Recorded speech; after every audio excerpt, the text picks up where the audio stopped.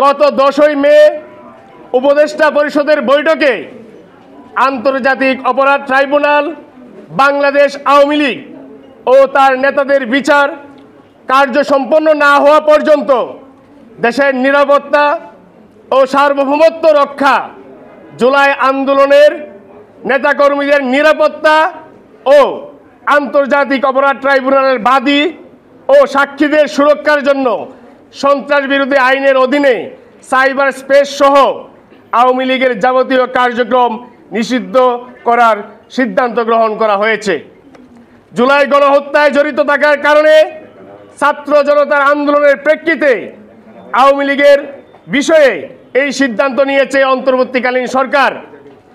একইভাবে তাদের জোটসঙ্গী জাতীয় পার্টি 14 দল বাংলাদেশের নাগরিকদের উপর চালানো গণহত্যাকে পূর্ণ সমর্থন জানিয়ে গণহত্যাকারীদের পক্ষে অবস্থান নিয়েছিল। এছাড়াও দেশের গণতন্ত্র ধ্বংস করে গত 16 বছর আওয়ামী লীগ যে একদলীয় ফ্যাসিবাদী শাসন কায়েম করেছিল তার অন্যতম সহযোগী ও বৈধতা দানকারী হিসেবে সক্রিয় ছিল জাতীয় পার্টি সহ জোটবদ্ধ বাকি দলগুলো। বিগত 3টি একতরফা নির্বাচন 14, 18 এবং 24 নির্বাচনে আওয়ামী লীগকে সহযোগিতা করেছে 14 দল এবং জাতীয় পার্টি। একটি গণতান্ত্রিক রাষ্ট্রে পরপর 3টি নির্বাচনে জনগণকে ভোট দিতে দেওয়া হয় নাই।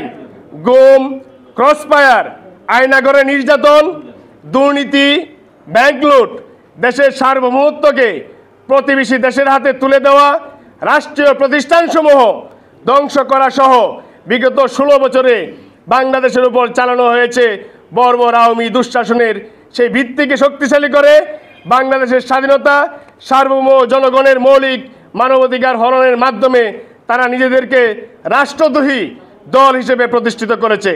তাই বাংলাদেশের উপর নির্মম বর্বরতা চালানো এবং ধারাবাহিক দুঃশাসনের প্রধান হোতা আওয়ামী লীগ ও তার জোটসঙ্গী প্রত্যেকটি দলকে গণহত্যা ও রাষ্ট্রদ্রোহিতার অভিযোগে দলগুলোর নিবন্ধন বাতিল ও নিষিদ্ধ ঘোষণা করে যথাযথ শাস্তির মুখোমুখি করার আহ্বান করছে গণ অধিকার পরিষদ।